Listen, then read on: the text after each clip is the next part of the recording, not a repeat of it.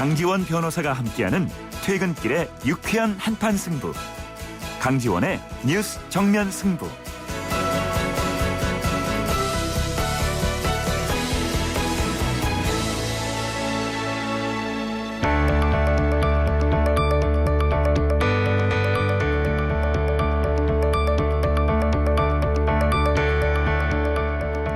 오늘을 둘러싼 문제들에 대해 시민 여러분의 생각을 들어봅니다. 오늘의 한마디.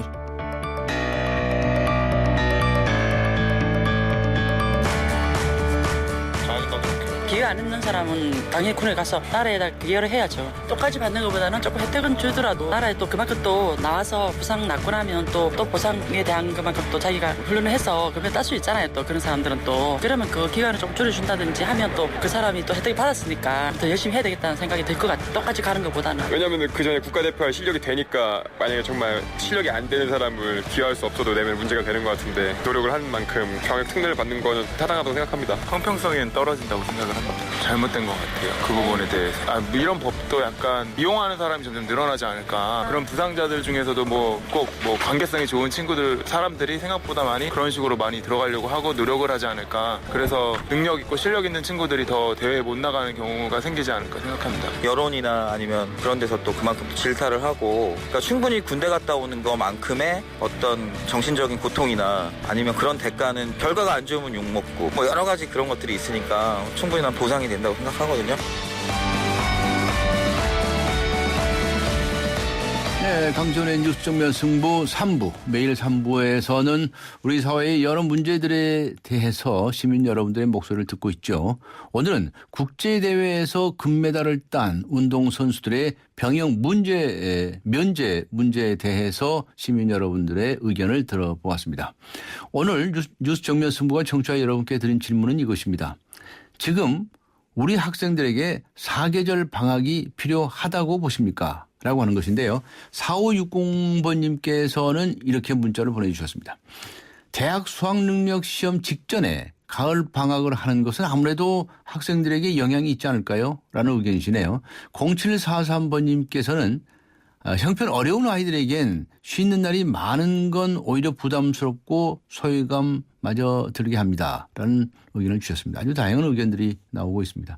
우물정 0945 휴대전화 우물정 0945번 의견 보내주시기 바랍니다. 짧은 문자 50원 긴 문자 100원의 유료 문자죠. YTN 라디오 애플리케이션 예스로 듣고 계신 분들께서는 예스 게시판에 글을 남겨주시기 바랍니다. 추첨을 통해서 정통 시사 주간지 주간 경향 그리고 아시아 전문 월간지 매거진 N 구독권 보내드리겠습니다. 강전의 뉴스 정면 승부 3부 들어갑니다.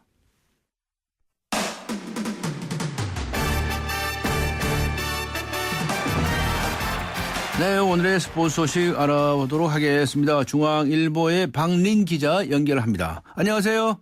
네, 안녕하세요. 네, 골프 소식부터 들어보겠습니다. 배상문 선수.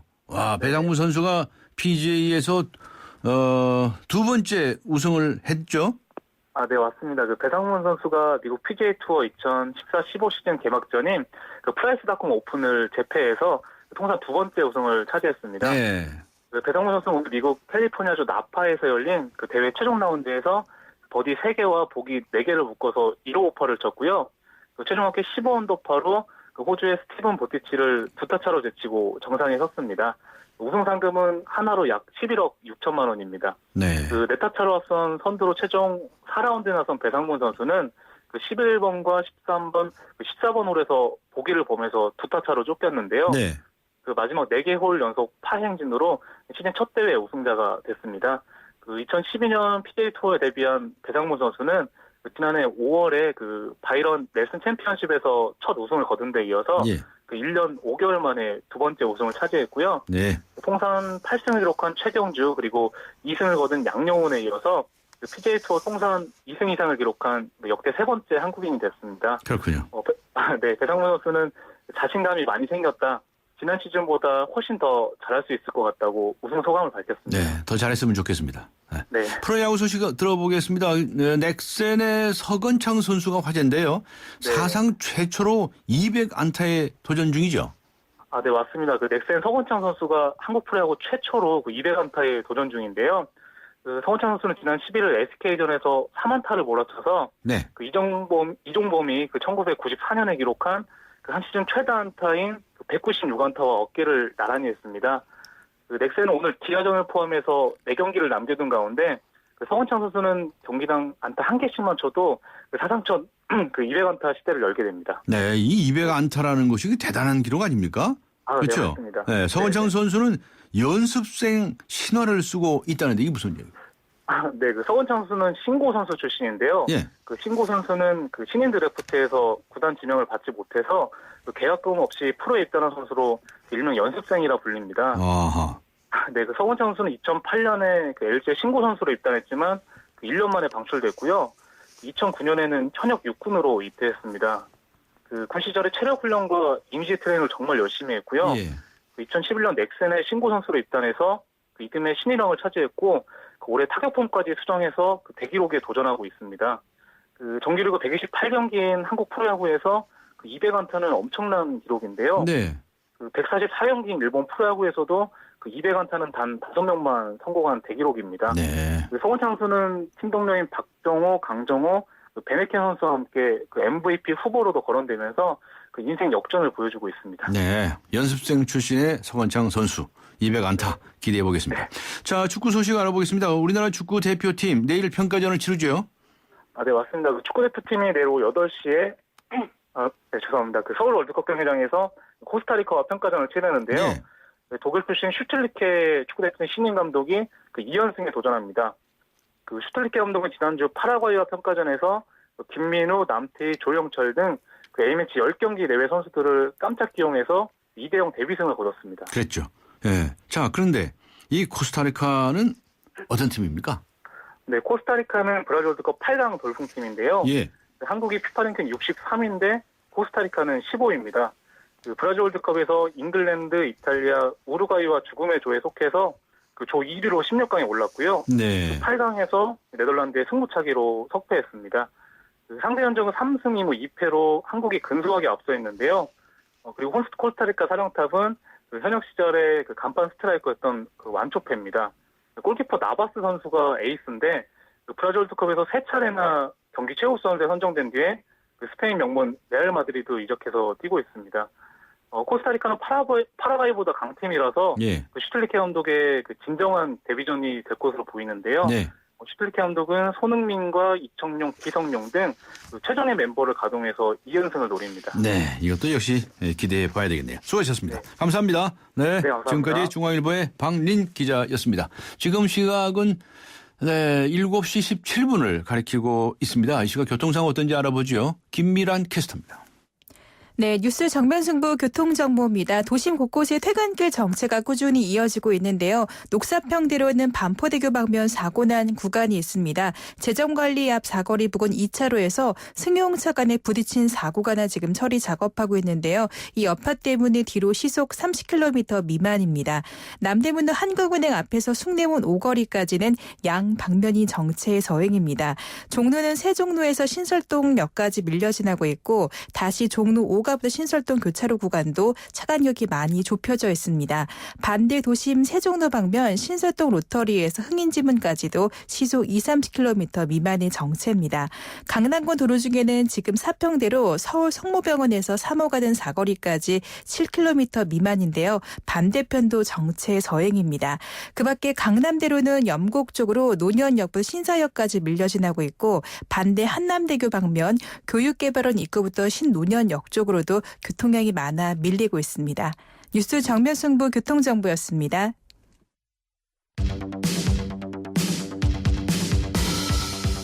퇴근길을 함께하는 냉철하고 따뜻한 뉴스 정면 승부. 뉴스 정면 승부는 여러분의 참여를 기다립니다. 50원의 유료 문자 샵 0945와 YTN 라디오 스마트폰 어플리케이션 예스를 통해 여러분의 의견을 보내주세요. 뉴스 정면 승부는 여러분의 의견에 항상 귀 기울이고 있습니다. 요즘 사이버 망명 여부가 안부 인사가 될 정도라고 합니다. 검찰이 SNS 메시지인 카카오톡에 대한 검열을 한다는 그 논란 때문에 그런데요. 검찰과 경찰은 카카오톡과 같은 SNS 대화는 사적인 영역이기 때문에 상시 감시 대상이 아니라고 밝히고 있습니다. 그런데 최근 검찰이 인터넷은 물론이고요. 모바일 감시와 감청이 가능한 장비를 대거 구입했다는 그런 얘기가 나오고 있습니다. 오늘 국회 미래창조과학방송통신위원회, 이 위원회도 아주 명칭이 깁니다. 국정감사에서 이 얘기가 대두가 되었습니다. 자세한 내용 알아보겠습니다. 새정치민주연합의 전병헌 의원 연결합니다. 안녕하세요.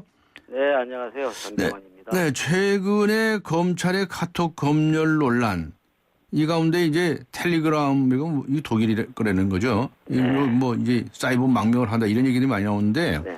전병헌 의원님도 바꾸셨나요? 예, 저도 바꿨죠. 바꿨어요?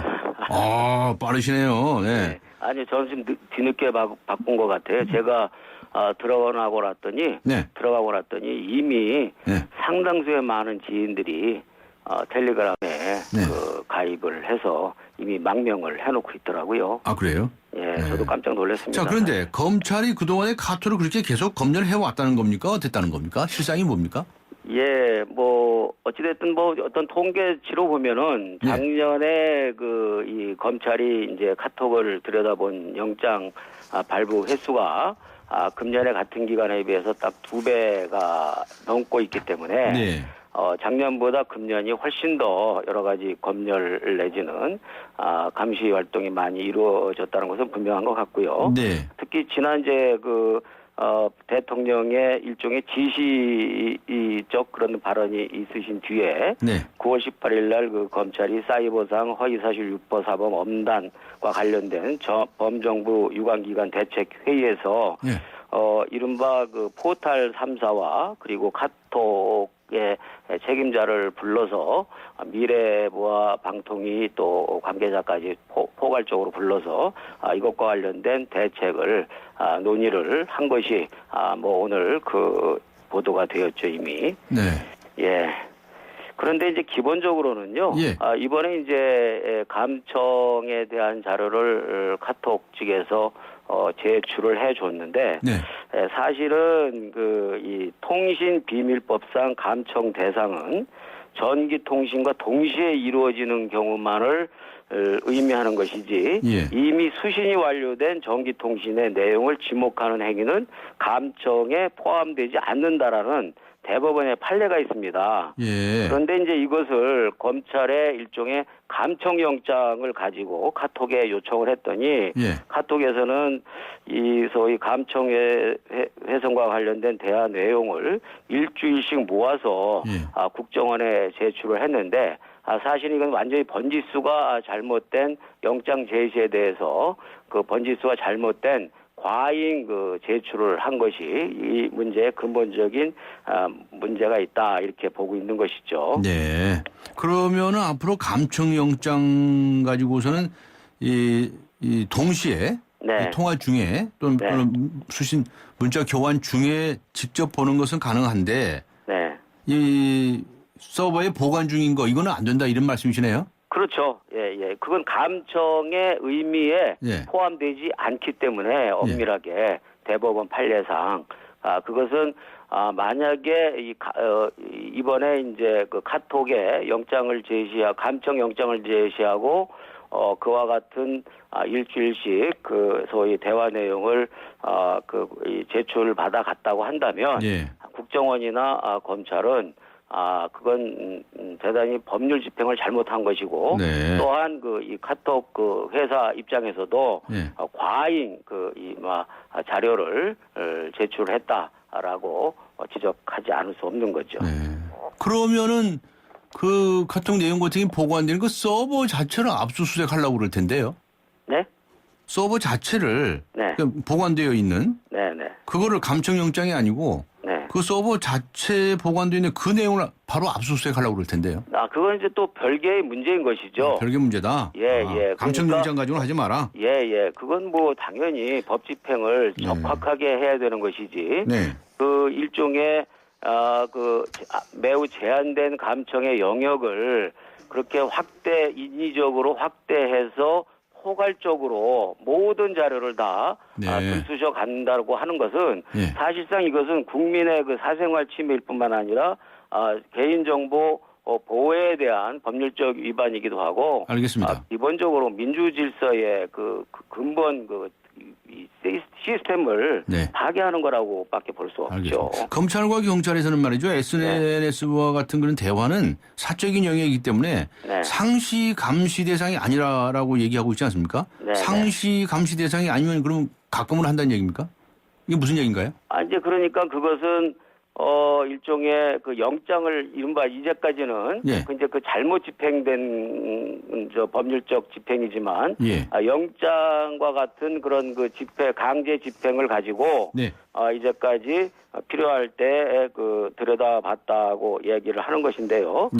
기본적으로 그 이 다음 카카오에 대한 그 감청이나 실시간 모니터링은 이번에 아마 그 검찰이나 국정원 관계기관도 그것이 현재 기술로서는 어렵다라는 것을 아마 판단을 하고 있을 것입니다. 네. 전병훈 의원님께서 오늘 국감에서 밝히신 내용인데 국정원에서 카카오톡이라든 네이버라든지 감청을 무려 95%나 수행하고 있다는 얘기인데 이게 무슨 이야기입니까? 예, 그 기본적으로 이제 그 패킷 감청이라는 이 감청 장비가 있는데요. 그 패킷 감청이라는 감청 장비를 이용해서 실시간으로 감청한 그런 국가 관련 그 일종의 사법 당국이 있을 것 아닙니까? 그 중에서 검경보다도 국정원에서 그 감청을 한 그 비율이 95% 이상으로 압도적인 비중을 차지하고 있다는 점을 지적을 한 거죠. 네. 그런데 이제 검경하고 다음 카카오 쪽에서는 무슨 이 불법이 아니다 뭐 이렇게 얘기를 하는 모양인데. 그런데 이 카톡에서 대화하는 건 검찰이 다 진술하는 거다. 이 누리꾼들 사이에서 그런 말이 막 돌고 있지 않습니까? 이거 앞으로 이 문제 어떻게 해야 됩니까? 이거 근본적으로요. 그 이제 대통령의 일종의 그 소위 지시 비슷한 그런 그 우려와 우려 섞인 지시로 인해서 이게 이제 이른바 검경 쪽에서 과잉 그 조치를 지금 하고 있는 것이고 이런 그 과잉 조치가 결과적으로는 그 사이버상의 이 소위 사이버 망명으로 나타나고 있는 현상이기 때문에 이 문제와 관련해서는 대통령께서 이 소위 사법당국의 과잉 조치에 대해서 우려와 걱정을 좀 하고 그 과잉 그 대응은 상가하도록 그렇게 일단 그 진정을 시키는 게 가장 중요하다고 보고요. 두 번째는 이 사적인 대화 공간인 그 SNS를 비롯해서 그 소위 카톡을 비롯해서 뭐 라인 등 사적인 그 모바일 메신저 공간은 우리가 텔레그램에서 보듯이 완전한 안전장치와 보안장치를 철저히 하는 그런 시스템을 만들어 놔서 이용자들로부터 텔레그램에 준하는 그런 정도의 신뢰를 회복하는 것이 가장 핵심적인 요소라고 생각합니다. 네. 검찰이 거액을 들여가지고 모바일 포렌식 장비를 대량 구입했다면서요? 예. 네, 이것만 있으면 뭐 다 확인할 수 있는 거 아닙니까? 예, 그 이제 패킷 장비라는 것은 이제 실시간 그 감청을 할 수 있는 장비고요. 이른바 이제 포렌식 장비라는 것은 간단히 이제 쉽게 말씀드리면은 디지털 장비에 대한 부검 장비라고 할 수 있습니다. 그러니까 어떤 그 컴퓨터라든지 모바일 디바이스라든지 이런 데서 뭐 이렇게 일종의 활동을 하고 그 기록을 삭제하거나 지워진 이런 그 기록들에 대해서 다시 그 소위 말해서 부검 절차를 통해서 그 재생시키는 그런 그 기능을 갖고 있는 사실상의 수사 장비이자 일종의 검열 장비라고 할 수가 있겠죠. 이거 왜 사왔답니까? 그러니까 이제 그것도 이 지난 2년 그 반 동안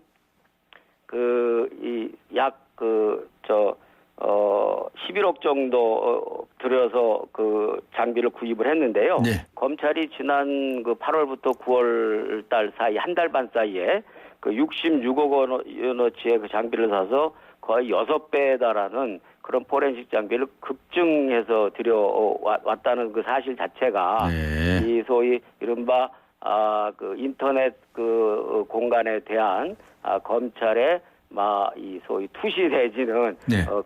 감시와 사찰 이런 것들에 대한 의지가 상대적으로 반영되고 있는 것이다라고밖에 볼 수가 없지 않느냐라는 걱정이 있는 거죠. 알겠습니다.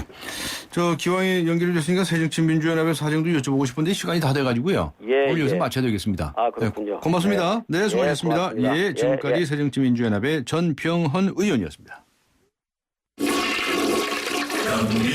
변비약은 생약 성분 변비약은 그래서 변비엔 변락 힘들어하는 당신의 장을 위해 변비엔 변락. 네, 지금 우리 학생들에게 사계절 방학이 필요하다고 보십니까? 라고 하는 질문을 오늘 여러분께 드리고 있는데요. 8860번님께서는 이렇게 문자를 보내주셨습니다. 9시 등교하는 것도 맞벌이 가정인 부담인데 사계절 방학이라니 참 기막힌 발상이네요. 반대하시는 분의 의견이군요. 네, 우물정 0945 휴대전화 우물정 0945번으로 의견 많이 남겨주시기 바랍니다. 잠시 후 4부에서 뵙겠습니다. 인천 지역 맞춤형 일자리 창출 지원 사업. 인천 지역에 맞는 맞춤형 교육을 통해 준비된 인재가 지역의 관련 기업으로 취업하는 사업입니다. 취업 희망자는 채용 희망 기업이 원하는 기술이나 지식을 배울 수 있어서 좋고, 채용 희망 기업은 기업이 원하는 능력을 갖춘 취업 희망자를 뽑을 수 있어서 좋은 인천 지역 맞춤 일자리 창출 지원 사업. 자세한 사항은 인터넷 홈페이지 injob.or.kr에서 확인하실 수 있습니다. 이 캠페인은 고용노동부, 인천광역시, 사단법인 인천벤처기업협회와 함께합니다. 서양 고전음악을 완성시킨 천재 작곡가 악성 베토벤. 그의 음악적 잠재력을 일깨워준 사람은 스승인 크리스티안 네페 선생님이었습니다. 네페 선생님은 지루한 이론과 반복적인 연습을 강요하지 않았습니다. 이탈리아와 프랑스, 독일의 유명한 오페라를 감상할 기회를 마련했고, 어린 베토벤이 음악에 대해 더 깊이 느끼고 생각할 수 있도록 이끌었습니다. 가르치는 것이 아니라 깨우치는 교육, 아이들의 잠재력을 활짝 꽃피우는 우리 교육의 희망입니다. 이 캠페인은 I am the key, 눈높이 대교와 함께합니다. 강지원의 뉴스 정면 승부. 네, 지금 우리 학생들에게 사계절 방학이 필요하다고 보십니까? 오늘 뉴스 정면 승부와 청취자 여러분께 드린 질문입니다. 휴대전화 우물정 0945번으로 그리고 YTN 어플리케이션 예스 게시판을 활용해 주시기 바랍니다. 추첨을 통해서 정통시사 주간지 주간경향 그리고 아시아 지역 전문 월간지이죠. 메가젯 N 구독권 보내드리도록 하겠습니다. 강지원의 뉴스 정면 승부 4부 들어갑니다.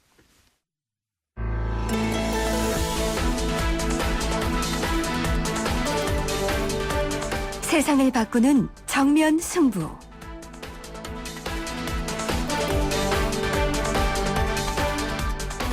네, 여야가 2주째 접어드는 국감에서 뭔가 한 수를 보여주겠다고 벼르고 있는데요. 그런데 제대로 돼가고 있는지 궁금합니다. 세상을 바꾸는 정면 승부. 오늘 우리나라 국정감사 어떻게 진행되고 있는지 정치권 이야기 알아보도록 하겠습니다.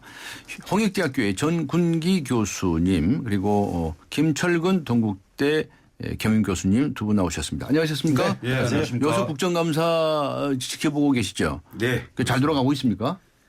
네, 김철근 교수님. 국정감사 하면 이제 지난주에 한 주 했고요. 오늘까지 이제 2주차죠? 네, 2주차 진행되고 있습니다만은 지금 일단 뭐 좀 그 기억이 나는 게요. 네. 동료 의원들 뭐 비하하는 메모 때문에 이제 국정감사 쟤들은 뭐 뺐다캐 뭐 이런 메모하고 그다음에 비키니를 뭐 국정감사장에서 뭐 예. 보는 거. 그리고 이제 뭐 환경노동위원회 같은 경우에는 이제 재벌 총수들을 증인 채택을 하는 문제로 한 이틀 정도 협의하고 뭐 이랬거든요. 예. 이런 점들만 좀 눈에 좀 띄고요. 실제 정책 국감이나 뭐 이런 것들은 크게 눈에 보이질 않습니다. 네. 물론 이제 국정감사라는 게 다 아시겠습니다만 우리나라에만 있는 제도거든요. 이승만 대통령이 처음 그 정부를 구성할 때 미국 같은 경우에는 감사원이 국회에 가 있습니다. 네. 그래서 국정감사라는 게 없는데. 국정조사만 하죠. 그렇습니다. 우리나라는 좀 기형적인 구조죠. 감사원 감사 기능을 대통령 산하로 가져가고요. 국회에다가는 조금 기형적인 국정감사라는 제도를 두게 됐죠. 근데 이제 그 군사정권 때는 못하게 됐고요. 87년도에 13대 국회부터 국정감사가 다시 부활하게 됐는데 그 13대, 14대 정도까지는 국정감사가 상당히 국민들한테 시원함을 줬고 그간 그 독재정권에서 일어났던 그 문제들을 파헤치고 해서 스타 의원도 생기고 했습니다마는 네. 그 이후는 국정감사라는 게 크게 스타 의원도 좀 생기지 않고 좀 재탕, 삼탕 이런 식으로 가고 있지 않느냐 이런 생각이 좀 듭니다. 왜 그런가요? 그것은 우선 이번 해 같은 경우에는 그 세월호 특별법을 가지고 한 5개월 정도 국회에서 거의 정지 상태에 있었지 않습니까?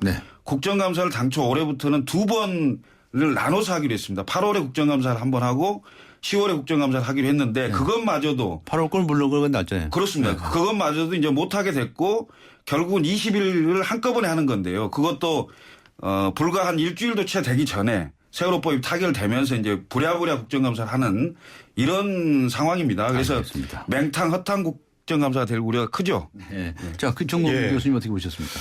제가 오늘 나오기 전에 쭉 그 리서치를 좀 해보니까요. 네. 국감 기사가 없습니다. 언론 기사 자체가 없어요? 예. 그래서 국정감사가 실종이 됐는데 상당히 심각히 우리가 우려할 만한 상황입니다. 국정감사를 통해서 국민들이 국회에서 어떤 일이 벌어지고 우리 정부와 공기업 등등에서 어떤 잘못이 이루어진가를 파악을 하는데 국정감사라는 이 그 큰 그 행사가 묻혔단 말이죠. 묻힌 이유는 뭐 여러 가지가 있는데요. 우선은 그 분리국감 제대로 안 된 데다가 급히 실시하는 바람에 그 사이에 뭐 공휴일도 끼고요. 뭐 이래가지고 이제 첫 주가 지나갔고 이제 본격적으로 하려고 할 때 북한 이슈가 터졌습니다. 북한의 그 전단지 살포로 인해서 교전이 벌어지고 하다 보니까 완전히 미디어에서 묻힌 이런 상황이어서 국감이 이렇게 그 실종될 상황으로 끝날 가능성이 크다. 저는 이게 생각이 되는데요. 제가 그 이번 국감에서 어떤 그 상임위에서의 그 모습이 생각이 나냐라고 뭐 어떤 콘텐츠 생각이 안 나고요. 그 정무위원회입니까? 정무위원회에서 그 강기정 의원이 그 동료 의원들한테 국감하기 싫으면 나가 해가지고 새누리당의 김용태 의원이 말을 그렇게 해도 되느냐 해가지고 뭐 한글도 모르느냐 해가지고 그 한번 그 난리가 났었죠. 그게 이제 그 뉴스 종합뉴스에 많이 비춰지고 했는데 우리 국민들이 이 국정감사를 통해서 이런 그 이벤트 해프닝밖에 모른단 말이죠. 이게 상당히 심각한 그 국정감사의 그 현황이라고 생각이 됩니다. 이래도 되는 겁니까? 안 되는 거죠. 안 되는 참 도대체. 그럼 국정감사 왜 하는 거예요? 근데 일각에서는 그렇습니다. 지금 뭐 첫째 주였으니까 그런데 부처의 산하기관들을 주로 했다. 근데 이번 주부터는 뭐 각 중요 부처들을 감사하게 된다. 뭐 좀 기대하시라 이런 얘기들도 있는데요. 이번 보세요? 주가 이제 본격적으로 국정감사를 하게 되는 건데요. 김철근 교수님. 오늘 같은 경우는 법무부 감사가 있고요. 15일 날 이제 감사원 감사가 있습니다. 최근에 이제 감사 결과 세월호에 관련된 감사 결과를 발표한 게 있거든요. 그 감사 결과를 가지고 이제 야당 의원들이 지금 벼르고 있는 상태고요. 그리고 이제 그 방금 뉴스에도 나왔습니다만 이제 미래창조과학 그 방송통신위원회에서의 그 카카오톡 문제 있지 않습니까? 이게 지금 사회적 관심사로 떠오르고 있는데요. 그게 이제 일부에서는 이제 속된 얘기로 카카오톡이 각하의 톡이다. 이런 얘기까지 나오고 있습니다. 대통령의 어떤 그 암묵적인 지시 뭐에 의해서 경찰과 검찰이 사적인 공간인 카카오톡을 전부 사찰하고 있는 거 아니냐 이런 의혹들이 지금 나오면서 사회적 문제로 크게 그 이슈가 부각되고 있고요. 심지어는 뭐 신종 용어까지 생긴 거 아닙니까? 사이버 망명이라고. 사이버 망명. 저도 그 텔레그램인가요? 그걸로 이전을 했습니다만. 옮기셨어요? 옮겼습니다. 이제 그 사이버 상에서 뭐 걱정되시는 얘기를 많이 하시는 분이에요. 아니 뭐 그런 건 아닙니다만 사이버 상에서 우리나라 토종인 카카오톡에서 외국 그 텔레그램으로 이렇게 이전하고 이런 것을 이제 사이버 망명이라고 할 정도로 이런 얘기까지 나오고 있는 상황이거든요. 그래서 이번 주에는 아무래도 조금 더 그 쟁점이 있는 그런 상임위들이 좀 있기 때문에 좀 지켜볼 필요가 있다 이런 생각이 좀 듭니다. 근데 이번 주면은 교수님? 벌써 나와야 되거든요. 나와야 되는데 지금 이제 2주차 들어가는데도 안 나오는 이유를 보면 저는 이렇게 봅니다. 그 국회의원들이 준비가 부족하기 때문에 뭔가 새로운 그 거리를 그 체크를 못한 겁니다. 저도 뭐 공기업이 했을 때 그 국정감사를 받아봤는데요. 그 사전에 준비가 잘 될 때는 그 수감 기관에서 많은 정보들을 국회의원들이 캐치를 해가지고 언론을 통해서 미리 뭐 알린다든가. 미리 질문상을 배포하고 뭐 그렇게 하고 그랬었는데. 그렇게 해서 종합뉴스에 많이 나오기도 하고요. 또는 국감 현장에서 아주 대대적으로 터뜨려가지고 굉장히 화제가 되기도 하는데 올해 국감에서는 이게 전혀 안 보인다는 거죠. 이게 세월호 협상하다가 진이 빠진 겁니다. 준비를 하나도 못한 거죠. 그렇게 보시네. 그런데요. 국회의원들이 정부 기관들을 감사를 하는데 특별히 뭐 부각시키는 게 없다라고 하면 야, 정부가 일을 잘해서 그런가 보다. 이렇게 생각해야 됩니까? 아니면은 국회가 농땡이를 쳐서 대충 해서 그런다. 이렇게 봐야 됩니까? 어떻게 봐야 됩니까? 정부가 일을 잘했다기보다는 국회가 좀 준비가 부족했다는 생각이 들고요. 그렇게 보십니까? 예. 그러니까 첫 주차 말고 이제 2주차 들어가는데요. 지금 이제 관심이 있는 초이노믹스 경제 활성화 방안에 대한 어떤 쟁점이 좀 있을 수가 있고요.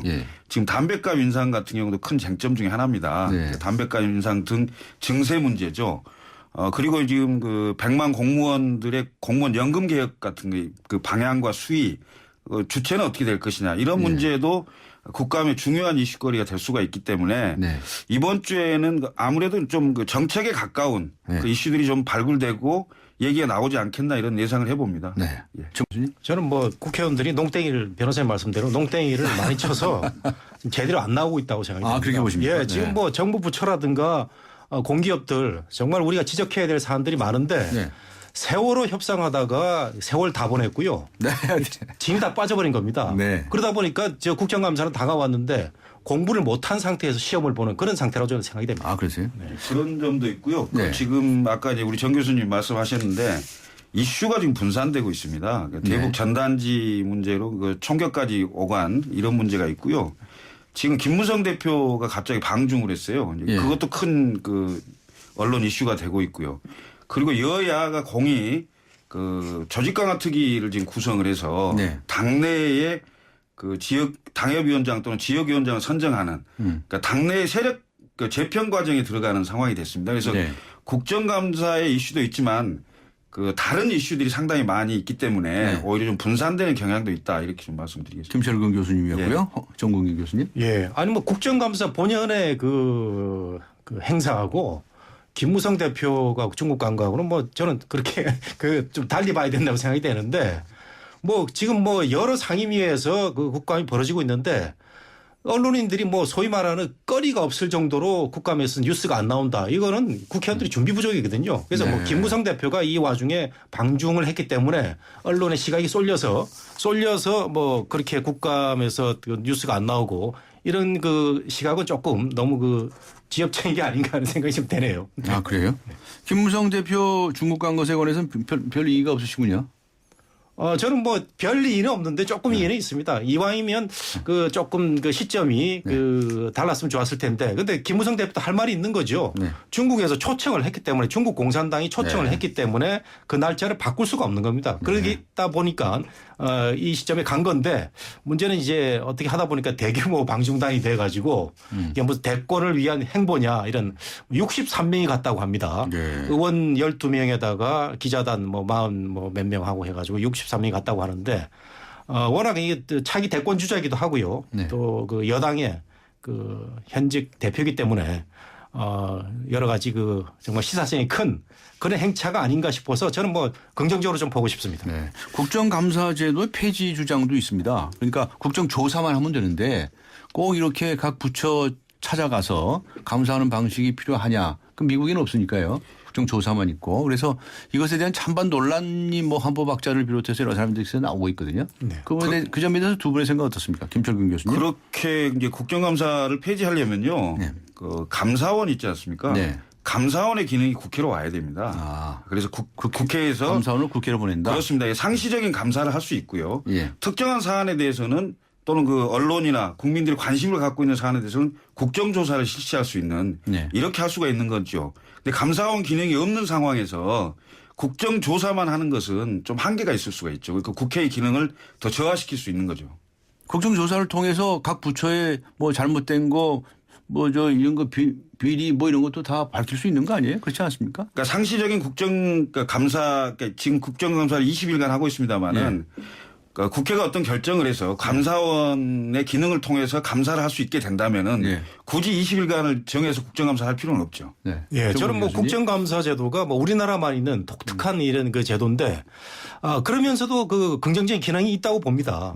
이 말하자면 공개된 시험을 치른 건데 정부 부처라든가 공기업 등이 제가 이제 공기업 임원의 경우 자꾸 말씀드리는데 이 국정감사를 하게 된다 그러면요. 그 해당 그 정부 부처나 공기업에서는 몇 달 전부터 준비를 하고 또는 1년 전부터 그 업무를 하는 데 있어서 실수라든가 뭐 이런 그 부패 비리가 없도록 아주 긴장을 하면서 준비를 하고 이것을 이제 10월 달에 한번 시험을 그 세게 치르는 그런 그 형식의 제도거든요. 그래서 저는 그 우리나라만의 독특한 제도지만 뭘 여기서 뭐 큰 게 밝히지 않는다고 하더라도 어떤 그 수감 기간에 대한 긴장이라든가 외부적인 그 자극 이런 걸 줄 수 있다는 점에서는 뭐 필요하다고 생각이 되는데 올해처럼 이렇게 유명무실한 국정감사라면은 한 번 더 미국처럼 뭐 상설 국정조사 또는 청문회 제도 같은 걸 보완을 해가지고 뭐 없애는 방법도 한번 연구를 해봐야 된다. 뭐 그런 생각도 있습니다. 네. 과거에는 국정감사 끝나고 나서 여야 의원들이 그쪽 그 기관장들하고 간부들하고 또 질펀하게 또 한 잔씩 하다가 또 사고 치고 그런 경우가 많이 있었는데요. 그런데 올해는 많이 없어졌습니다. 이 국회의원들도 이제 야가 가지고요. 그 이제 언론이라든가 그 여론을 이식해 가지고 올해는 각 당 지도부가 벌써 국정감사 들어가기 전에 그 반주하지 마라 다 지령을 내렸어요. 그렇게 지시가 내려갔고요. 예. 그래서 사실은 예년 같으면 이번 첫 주 정도 되면은 꼭 그 일탈이 나오는데 올해는 그 음주와 관련된 일탈은 아직은 없는 것 같습니다. 이번에는 뭐 뷰티 정도입니까?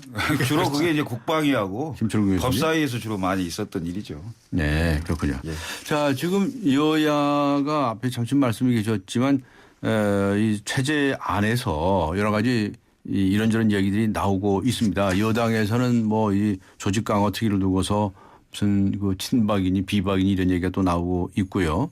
또 새정치민주연합 쪽에서는 역시 뭐 비대위라든가 조직 강화 특위로 인해 가지고 무슨 저 친노니 뭐 무슨 아니니 뭐 이런 또 왔다 갔다 하는 얘기들이 나옵니다. 그 여야가 왜 똑같이 되었습니까? 네? 그럼 먼저 말씀하시겠습니까? 예, 제가 좀 때를 맞춰서 그러나요? 예, 정몽규 교수님. 예, 그 당 대표가 이제 새로 집권을 하게 되면요. 그 조직을 이제 한번 들여다 보는데 아무래도 친정 체제를 구축해야 되지 않겠습니까? 뭐 우리가 그 왕조 시대 때 왕이 뭐 그 왕이 되든가 또는 뭐 대통령이 또 집권을 하게 된다든가 하면 자기 사람을 이제 그 신게 되는데 이게 조직 강화 특위라는 이런 이름으로 항상 그 이루어진다는 말이죠. 그래서 항상 이 사전 제도로는 또 당무감사가 있습니다. 근데 이번에 이제 새누리당을 좀 들여다보면요. 지난 한 2달 전에 그 홍문종 전 사무총장이 그 친박계 또 실세 아니었습니까? 이분이 미리 다 해놨거든요. 그 미리 그 각 당협위원장 당무감사를 해가지고 소위 말하는 그 친박계를 중심으로 한 그 인사들을 많이 곳곳에 이제 그 사람을 심었는데 김무성 대표가 이제 그 새로 되다 보니까 새롭게 뭐 한번 들여다봐야 되겠다 해가지고 당무감사를 9월 달에 벌써 실시를 했습니다. 제가 사는 지역에도 그 당무감사 이루어져가지고 그 당협위원장이 벌벌 떨고 뭐 그런 그 제가 할 때 느꼈는데. 벌벌 떨어요? 떨죠. 뭐 교체되면 또 안 되지 않습니까? 잘릴까 봐서. 예. 그래서 이게 당무감사가 굉장히 자의적인 그 잣대로 이루어진다는 거 이게 문제가 있는 것 같고요.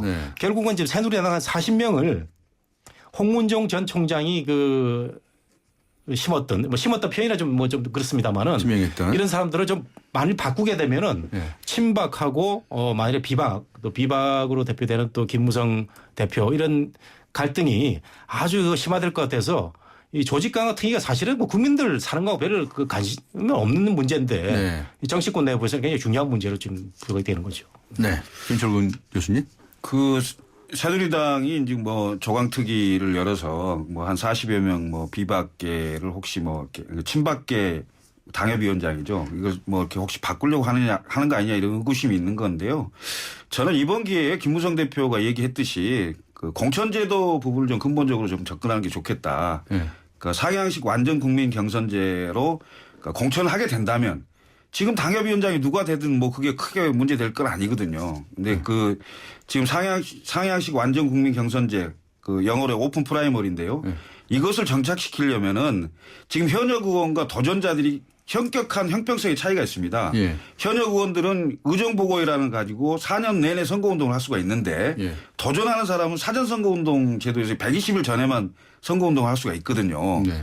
4개월 하는 사람하고 4년 하는 사람하고 같이 붙여놓으면 오픈 프라이머리를 하더라도 현역이 기득권을 더 유지하는 상황이 되거든요. 오픈 프라이머리를 한다 하더라도 지명도나 여러 가지 측면에서 기득권이 있지 않느냐 하는 그런 주장도 있던데요. 그렇습니다. 그 말인데요. 그래서 네. 선거법을 개정을 해서 지금 중앙선거관리위원회에서도 국회에 선거법 개정안을 제출해 놨습니다. 네. 우리나라도 상시 선거운동을 허용하는 방향으로. 네. 그렇게 되면 도전자들이 자기가 지역을 정해서 기회가 된다. 그렇습니다. 열심히 명함도 돌리고 얼굴도 알리고 이러고 다닐 수 있는 기회가 되는 거죠. 그래서 형평성 문제까지를 고려한 네. 완전 오픈 프라이머리를 좀 이 상황에서 정착이 된다면 네. 지금 친박계 의구심을 좀 없앨 수 있는 거 아니냐 이런 생각이 들고요. 네. 새정치민주연합 얘기 잠깐만 드리면 지금 새정치민주연합이 조강특위를 구성을 했습니다. 15명으로 구성되어 있는데 네.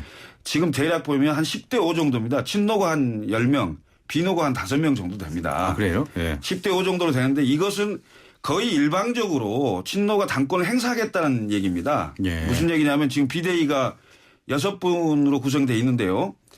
문재인, 문희상, 정세균, 박지원, 인재근 이번에 원내대표까지 하신 우윤근 의원까지 하면은 거의 친노가 주류 강세인 상황입니다. 예. 근데 그 조직강화 특별위원회 위원들까지도 네. 결국은 지금 10대 친노, 10대 5 정도로 친노가 지금 장악을 했고 나머지 5사람 정도는 이제 뭐 김한길, 안철수 계보, 중도파 일부 이런 정도로 그냥 모양내기 수준으로 저는 보입니다만은 네.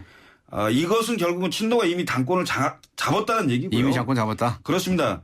내년에 전당대회에서 새로운 사람으로 정식 당권으로 가는 이양기일 뿐이다. 알겠습니다. 예, 이런 생각이 좀 듭니다. 그래서 이런 상황이 계속 된다면은 새정치민주연합이 과연 당내의 계파 갈등을 극복하고 같이 당을 할 수 있겠느냐. 네. 이런 생각들이 알겠습니다. 저변에 많이 깔리고 있습니다. 네. 자, 시간이 어느덧 다 돼가지고요. 이제 정공기 교수님께 마지막 발언을 드려야 되겠습니다. 정리해 주시죠. 네. 저는 그 정치 쇄신을 국민들이 많이 바라고 있는데 네. 사실 뭐 여당 야당의 조직 강화 특위에 뭐 누가 되고 하는 걸 국민들이 신경 쓸 필요도 없지 않습니까? 네. 정치 쇄신 오픈 프라이머리 우리 김 교수님 말씀하신 대로 완전 국민 경선제를 여야가 합의해서 만일에 도입이 된다면은 저는 굉장히 우리 그 정치사에 큰 이정표가 된다고 보는데 네. 약간 야당이 좀 소극적인 것 같아요. 역시 개파가 친노라는 거대 주주도는 우리는 그런 거 안 해도 뭐 우리가 잘 할 수 있다는 그런 느낌이 좀 드는데 네. 저는 정치 쇄신을 바라는 국민의 여망을 담는다면은 네. 여야가 합의해 가지고 내년 선거에서는 정말 완전 국민 경선제 네. 공천권을 유권자하고 당원들한테 돌려줘 가지고요. 한번 상향식 공천제가 이루어지는 그런 모습을 좀 봤으면 좋겠습니다. 네. 앞에 잠깐 말씀하실 때 왕조 시대의 왕이나 뭐 대통령이 이런 말씀하셨는데 당권 이런 게 그렇게 셉니까? 공천권 쥐고 있어서 그냥 국회의원들 목을 좌지우지하는 겁니까? 그게 공천권과 관련돼 가지고 당대표의 역할 그게 조직 강화 특위를 통해서 당협위원장을 신게 되고 뭐 이게 다 국회의원들 자기 개파를 불리고 하는 그런 과정으로 나타나는 거죠. 당내 민주주의는 어디로 갔습니까? 그 정치학 교과서에만 있는 얘기로 알고 있습니다. 저는. 네, 김철근 교수님 말씀하시겠습니까? 한번 말씀하실 시간은 됩니다. 예. 지금 이제 정 교수님 말씀 잘 해주셨는데요. 지금 우리 정치는 중앙당의 권한이 워낙 셉니다. 중앙당의 권한인 게 결국 공천권인데 이 공천권을 놓게 된다면은 우리나라 국회가 여야의 무한 정쟁을 끝낼 수 있는 새로운 모습을 보일 수 있는 그런 좋은 기회가 될 겁니다. 그래서 이번 기회에 현역 의원과 도전자가 형평성을 가질 수 있는 선거법까지 개정을 함께하는 오픈 프라이머리 완전 국민 경선제가 정착이 될 수 있도록 여야가 좀 법제화했으면 좋겠다 이런 생각이 듭니다. 네. 잘 안 줄 것 같은데. 그게 지금 정치인들도 많이 반대를 하고 있습니다. 네. 신진 등용이 어렵지 않느냐 이런 얘기를 하고 있는데 근데 김무성 대표는 확고한 것 같아요. 지역구에서 정치 신인이 불리한 거 유불리한 거 내가 신경 쓰면 아무것도 못하니까 오픈 프라이머를 하겠다. 저는 굉장히 좋게 봅니다. 본인이 공천을 2번 떨어져 봐서 알 겁니다. 알겠습니다. 시간이 다 돼서 오늘 여기서 마쳐야 되겠습니다. 두 분 감사합니다. 네, 지금까지 홍익대학교의 정군기 교수 또 동국대학교의 김철근 겸임교수와 함께한 세상을 바꾸는 정면 승부였습니다.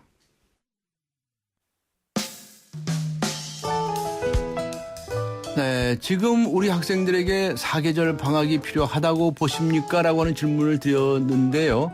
많은 분들께서 답을 보내주셨습니다. 4988번님께서는 아직 때가 아니라고 쓰셨고요. 2460님께서는 장단점이 있겠지만 좋은 기회라고 생각한다 이렇게 적어주셨습니다. 의견 보내주신 분들 중에서 휴대전 끝자리가 2370번님 주간 경향 그리고 1654번님께는 매거진 N 구독권 보내드리겠습니다. 네, 10월 13일 월요일 강존의 뉴스 정면 승부 여기서 모두 마치겠습니다. 여러분 고맙습니다.